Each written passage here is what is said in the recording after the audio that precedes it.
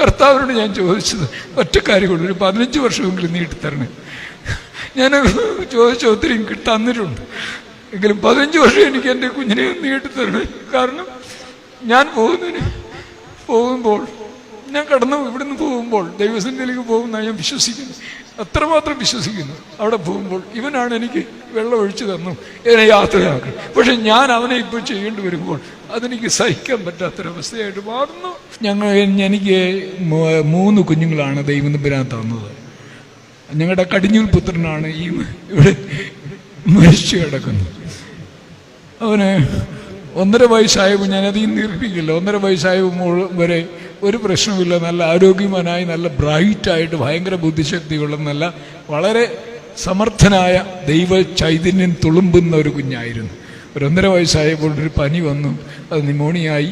അങ്ങനെ ഞാനും എൻ്റെ വൈഫും മാസങ്ങൾ അനവധി ഹോസ്പിറ്റലിൽ കിടക്കേണ്ടിയും അവനോടൊപ്പം അവനെ രക്ഷിക്കുവാൻ കൊണ്ടുവന്നു. അവസാനം ഞാൻ ചുരുക്കി പറയുകയാണ്, അവസാനം ഒരു 5-8 മാസം മുമ്പ് അവന് കാലിൽ 2 പേര് നീര് കണ്ടു. അത് ഞങ്ങൾ പലയിടത്ത് കൊണ്ടുപോയി, ആരും കണ്ടുപിടിച്ചില്ല. അവസാനം 1-2 പേര് കണ്ടുപിടിച്ചു.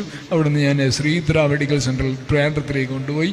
അവിടെയുള്ള വളരെ വിദഗ്ധമായ ചികിത്സകൾക്കൊക്കെ വിധേയനായി. അവസാനം അവർ കണ്ടുപിടിച്ചു ഒരു വലിയ ഹാർട്ടിൻ്റെ ഭിത്തിക്ക് ഫിസ്റ്റുലയാണ്. അതിന് ഓപ്പൺ ഹാർട്ട് സർജറിയും മറ്റും ഒരുപാട് ചികിത്സകൾ ചെയ്തേ മതിയാവും. ഞാൻ സമ്മതിച്ചു. അങ്ങനെ ഓപ്പൺ ഹാർട്ട് സർജറി നടത്തി 3 മാസം ഇന്നലെയാണ് തികയുന്നത്. അപ്പോൾ ഞങ്ങളോട് പറഞ്ഞിരിക്കുന്നു, 1 വർഷമെങ്കിലും അവനെ പൂർണ്ണ വിശ്രമത്തിൽ കൊണ്ടുപോകണം. 6 മാസം കൃത്യമായി അത്യാവശ്യമാണ്. അതിനനുസരിച്ചുള്ള എല്ലാ കാര്യങ്ങളും ഞങ്ങൾ ചെയ്തു. വളരെ അനുഗ്രഹകരമായി ആരോഗ്യത്തോടെ മിനിഞ്ഞാം 4-ാം നാൾ വരെ 13-ാം തീയതി വരെ അവൻ ജീവിച്ചു. ആ 13-ാം തീയതി ആയപ്പോൾ അതിന് മുമ്പ് എന്നോട് ചോദിച്ചു, പള്ളിയുടെ ആരാധനയിൽ അവന് പോകണം, ബുദ്ധിമുട്ടാണ്, ഇനി പോയേ പറ്റുള്ളൂ. അങ്ങനെ ഞാൻ അനുവദിച്ചു പള്ളി ആരാധനയിൽ പൊക്കോളാൻ. അങ്ങനെ പോയി. എന്നാൽ മിനിഞ്ഞാൻ 13-ാം തീയതി ഒരു സംസ്കാര ശുശ്രൂഷയിൽ പോയി. അവൻ്റെ ആത്മാർത്ഥതയാണോ, അവൻ്റെ മണ്ടത്തരമാണോ, അവൻ്റെ എന്താ അറിവില്ലായ്മയാണോ ചോദിച്ചാൽ എനിക്ക് അറിയത്തില്ല പറയാൻ. പക്ഷെ അവൻ കയ്യിൽ ശുശ്രൂഷക്കുപ്പായിട്ട് കയ്യിൽ ധൂക്കുറ്റിയും, വലത്ത് കയ്യിൽ ധൂക്കുറ്റിയും, ഇടത്ത് കയ്യിൽ കുന്തിരിക്കുമായി അവൻ ഒത്തിരി ഓടുകയോ സ്റ്റെപ്പ് കയറുകയോ ഒക്കെ ചെയ്തു. അവന് തളർന്നു വീണു, ബോധമില്ലാതായി. അവിടുത്തെ എൻ്റെ സ്നേഹിതരായ യോഗ്യനും മറ്റു വൈദിക ശ്രേഷ്ഠരെല്ലാം അവിടെ കൂടി അവനെ താങ്ങി, നിലത്ത് വീണില്ല. അവരെല്ലാം അവിടെ കൂടി.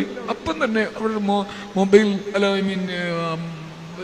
വാഹനം ഉണ്ടായിരുന്നു, ആംബുലൻസ്. അതിൽ കയറി കൊണ്ടുപോയി അവിടെ ചികിത്സിപ്പിച്ചു. മുത്തൂറ്റ് ഹോസ്പിറ്റലിൽ ഒരുപാട് നാൾ ഒന്നും കിടന്നില്ല. 1 ദിവസം കഷ്ടിച്ച് കിടന്നു. അങ്ങനെ അവൻ്റെ BP വളരെ കുറവായിരുന്നു. അപ്പം തന്നെ അന്ന് ആ വീണോടുകൂടി തന്നെ എല്ലാം പോയതാണ്. പിന്നെ അവർ വെല്ലേറ്റിൻ്റെ സഹായത്തോടെ 1 ദിവസം ഇട്ടിരുന്നു. അവസാനം മരിച്ചതായി ഡിക്ലെയർ ചെയ്തു, ഞങ്ങൾക്ക് തരികയും ചെയ്തു. ഈ കുഞ്ഞിനെ എനിക്ക് ഞങ്ങളുടെ വേദനയുടെ തിരിച്ചുകൂടെ. കാരണം കർത്താവിനോട് ഞാൻ ചോദിച്ചത് ഒറ്റ കാര്യമുള്ളൂ, ഒരു 15 വർഷമെങ്കിലും നീട്ടിത്തരണേ. ഞാൻ ചോദിച്ച ഒത്തിരി തന്നിട്ടുണ്ട്, എങ്കിലും 15 വർഷം എനിക്ക് എൻ്റെ കുഞ്ഞിനെ നീട്ടിത്തരണേ. കാരണം ഞാൻ പോകുമ്പോൾ ഞാൻ ഇവിടുന്ന് പോകുമ്പോൾ ദൈവസന്നിധിയിലേക്ക് പോകുന്ന ഞാൻ വിശ്വസിക്കുന്നു, അത്രമാത്രം വിശ്വസിക്കുന്നു. അവിടെ പോകുമ്പോൾ ഇവനാണ് എനിക്ക് വെള്ളം ഒഴിച്ചു തന്നു, എന്നെ യാത്രയാക്കും. പക്ഷെ ഞാൻ അവനെ ഇപ്പോൾ ചെയ്യേണ്ടി വരുമ്പോൾ അതെനിക്ക് സഹിക്കാൻ പറ്റാത്തൊരവസ്ഥയായിട്ട് മാറുന്നു. ദൈവത്തിൻ്റെ കൃപ കിട്ടാൻ നിങ്ങളെല്ലാവരും എനിക്ക് വേണ്ടി പ്രാർത്ഥിക്കുമെന്ന് എനിക്കറിയാം. എല്ലാ വൈദിക സഹോദരങ്ങളോടും എൻ്റെ അന്യ തിരുവേനുമാരോട് എനിക്ക് റിക്വസ്റ്റ് ചെയ്യണം, നിങ്ങൾ എനിക്ക് വേണ്ടി പ്രാർത്ഥിക്കണം, ആശ്വാസം തരാൻ. അത് കിട്ടട്ടെ എന്ന് പ്രാർത്ഥിക്കുന്നുണ്ട്.